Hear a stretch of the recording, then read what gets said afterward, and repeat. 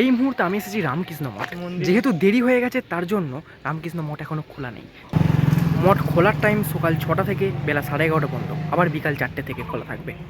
আমাদের কলেজে থার্ড সেমিস্টারের পরীক্ষা চলছে। পরীক্ষার শেষে দুই বন্ধু মিলে চলে গিয়েছিলাম রামকৃষ্ণ মঠ পরিদর্শনে, কিন্তু টাইম ওভার হয়ে যাওয়ার জন্য আমরা ঢুকতে পারিনি। কত বিজ্ঞ জ্ঞানী ব্যক্তিরা এখানে পরিদর্শনে আসে চেতনা লাভের আশায়। জীবনে ফার্স্ট টাইম নতুনভাবে ব্লগ বানানোর চেষ্টা করেছিলাম, কিন্তু এমন একটা পজিশনে যে দাঁড়িয়েছি, একদিকে খিদে লেগেছে আর একদিকে ভিডিও বানানোর কোনো রকম মনই ছিল না। আমার ঘর কিন্তু খুব কাছে, কিন্তু আসা হয় না। ওই আর কি বলে না, সেই ঘাটের মোড়া গঙ্গা পায় না, এরকম হচ্ছে অবস্থা আমাদের। এই জায়গাটাকে এলে না এতটাই শান্তি অনুভূত হয় ধারণার বাইরে, এতটা শীতল, মানে জায়গাটা অসাধারণ।